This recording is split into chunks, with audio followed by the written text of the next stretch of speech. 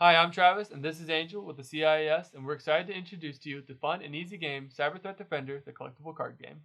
In this video, we'll explain the 4 types of cards found in CTD and help you learn how to build your deck as you gain a better understanding of the cards. The player with the best strategy and some luck will emerge victorious. There are only 4 card types you need to know in order to play the game. In CTD, there are asset cards, defense cards, event cards, and attack cards. The first type of card is the most important, the asset card.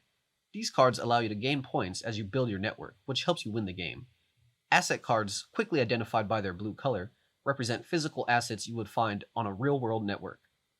Next up is the defense cards, identified by their green color. These cards are used to protect your network or assets from potential cyber threats that your opponent might play. Defense cards that are not kept up to date can be removed by specific attack cards, which brings us to the red attack card. These cards represent the various forces that exist in the cyber world today. Attack cards are used to remove assets and reduce your opponent's points. They can also remove some defense cards, which then expose your network to additional attacks.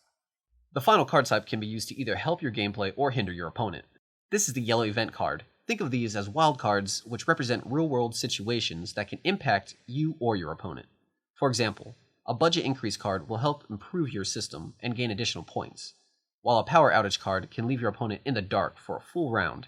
Event cards can significantly impact the outcome of the game. Players must begin each game with a minimum 54 cards, which is the total number of cards found in Cyber Threat Defender's starter decks.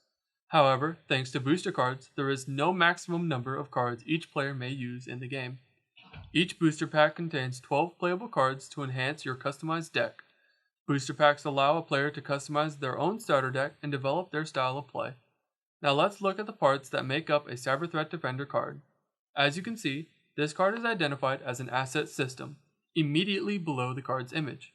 This identifies the type of asset card it is, and as you examine each card, they all follow the same design. For instance, any point value is identified at the top right corner next to the card name. You will find short paragraphs below the card type. The first paragraph gives a brief definition of what the card type represents in the real world. The second paragraph explains the card's abilities in the game, how many points, if any, you gain each round, how many rounds the card may be in play, as well as what specific cards it may remove or protect against. To play Cyber Threat Defender, you simply need to read the cards. And that's it. Knowing your cards is the key to learning Cyber Threat Defender.